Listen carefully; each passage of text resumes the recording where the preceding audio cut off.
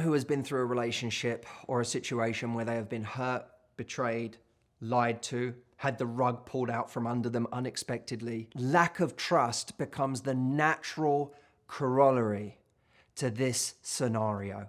We then go into the next part of our lives fearing that it will happen again. And this is especially true in situations where there were things that happened to us that we didn't see coming. And we then live with this insecurity that, my God, if that can happen, anything can happen. I'll never be safe. Even in situations where I thought I was safe, at any point, the unthinkable could happen. And that rocks our fundamental sense of security in life. It can make us feel completely untethered, and it can certainly have the effect of making us not even want to invest in a new situation. So what is the antidote to that? Well, I wanted to make a video, a practical video, about how to deal with our own trust issues so that we can be more at peace. So here are 8 rules of life for you if you're suffering from a lack of trust right now. Number 1, give an amount of time and energy you are willing to lose. Some of our problems with trusting come from the fact that we feel like the stakes are too high. If this person ends up betraying us? What if I end up losing all of this time and energy and all of this love I've given yet again to be betrayed or hurt? But the catch-22 is that in the beginning, we have to give some energy in order to get something off the ground. We can't give nothing and wait for the point where somebody proves to us that they're always going to be there, as if that's ever really reliable in that sense. But until you feel safe enough to give more, at a certain point in the beginning, we have to give some of our time and love and energy to see what this thing could be. But if we say to ourselves, what am I willing to lose? And we never really lose it in the sense that we're always learning, we're always growing, it's another experience in life, but lose in the sense of not ending up with that person. What's an amount of time and energy I am willing to give up right now to see where this goes? And then make peace with it. I see it like an investment. You invest as much in a financial investment as you think you can lose comfortably. I'm giving an amount I am comfortable giving to this investment. And the same is true in dating. I'm going to give the amount that I'm comfortable giving, an amount I'm prepared to lose. Because once you do that, once you've made that calculation in your head, then you can give wholeheartedly. You don't have to go in squinting, worrying about being hurt, worrying about someone leaving, because in your head, you've already made peace with the fact that if this doesn't pan out, I'm prepared for this amount of time to have been invested in it. I'm prepared for this amount of energy to have been invested in it with zero resentment at the end of it. Number 2, trust because it's your standard, not because it's always comfortable. I think that sometimes we confuse what feels comfortable with when we should trust. But sometimes something feels uncomfortable, but we should still trust. If our partner or the person we're dating is going into a situation that we find a little threatening or intimidating, that doesn't mean we shouldn't trust. It means now we have to rely on something different to underpin our trust. In other words, what's underpinning our trust now is no longer that I feel really comfortable. It's that this is my standard. I don't always go to the gym because I feel like going to the gym. I go to the gym because it's my standard for my health. And it's the same. If your standard for the health of your early dating dynamic with someone or the health of your relationship is high, then trusting here is just part of that standard. You don't do it because you're comfortable. You do it because it's who you want to be. Number 3, use trust as a way to make your relationship more beautiful. If you think about it, one of the things that we do that's a negative side effect of not trusting someone is that lack of trust comes to define the relationship itself. It's like the very thing we're most afraid of is the thing we now use to define the relationship.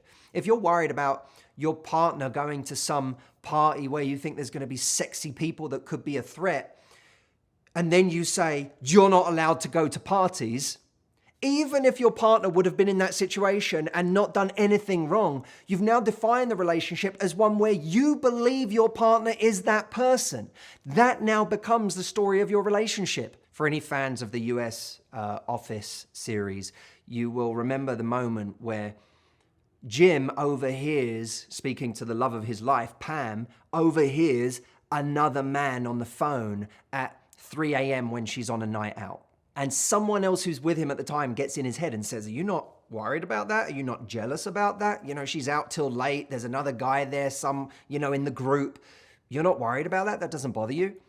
And all of a sudden it gets in Jim's head that he should be worried about this. So he gets in his car and he starts driving hours in the wrong direction to her college where she's studying so that he can find out what's going on or maybe even catch her in the act.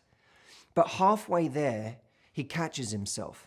He turns the car around and decides to go back home in this beautiful moment where he says to himself, no, because I am not that guy and that is not our relationship.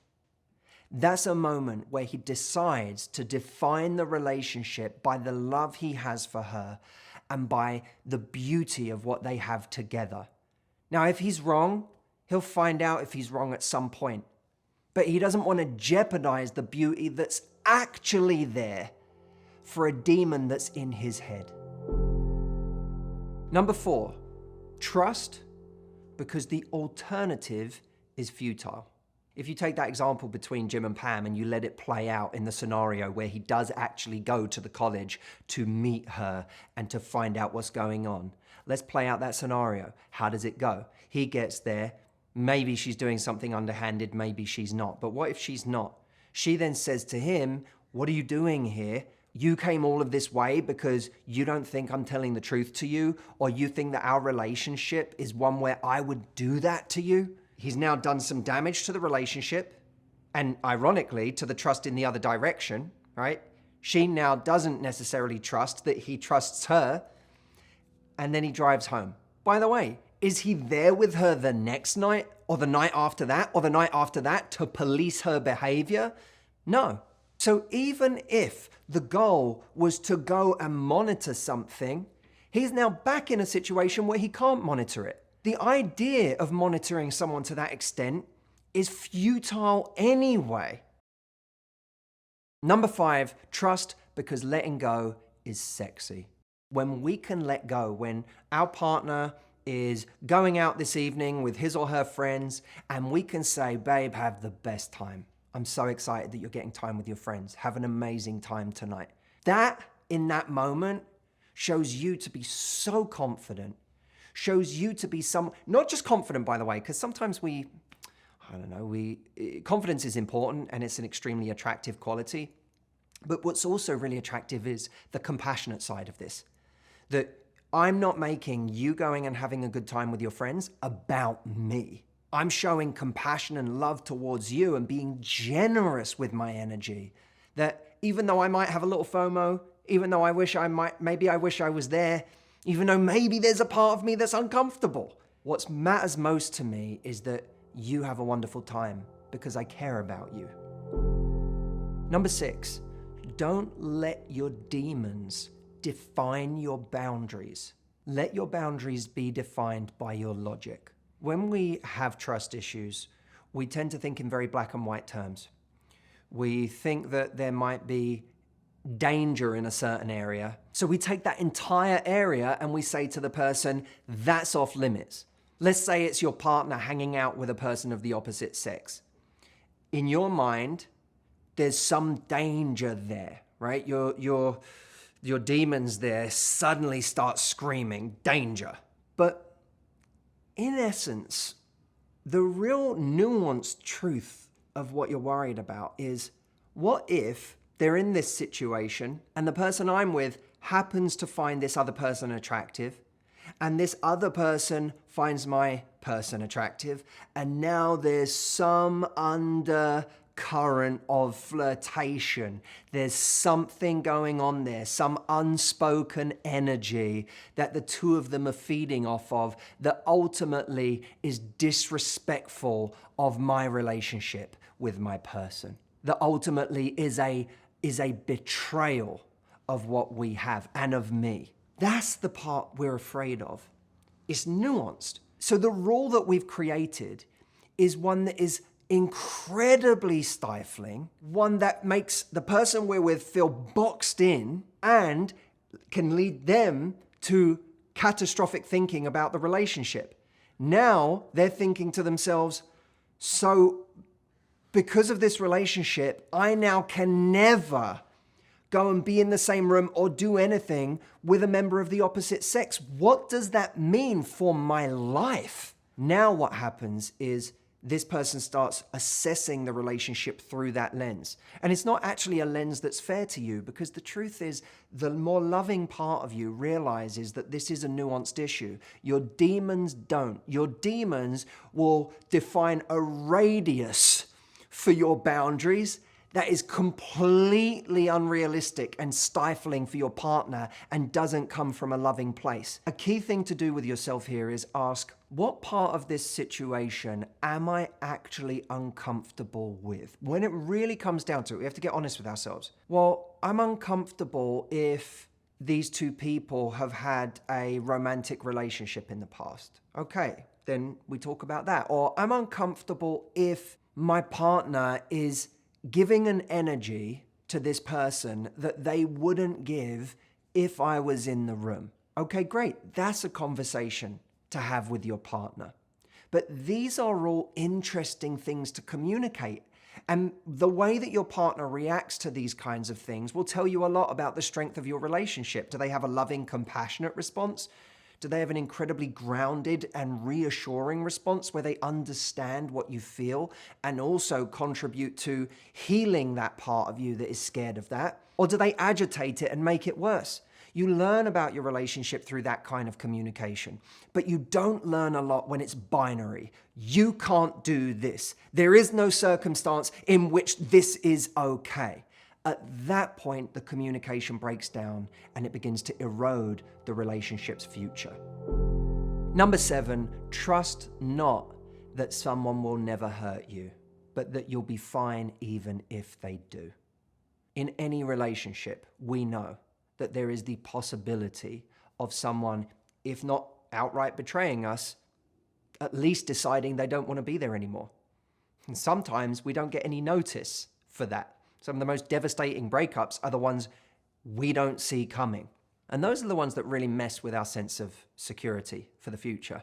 Because when we don't see something coming, then we can carry with us as a belief to the next relationship this idea that at any point the other shoe could drop. At any point this person could just decide they want to leave me, and I will be none the wiser until the moment where I get the punch, until the moment where all of a sudden that devastating news hits.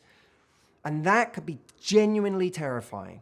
But what we have to remind ourselves is, I am a person who has different tools than I've had in the past.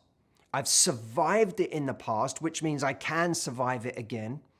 And I can still find something new, even if this goes wrong. That there are still opportunities awaiting me in life, even if this doesn't go to plan. So I am going to trust, not in the certainty that this person will never hurt me.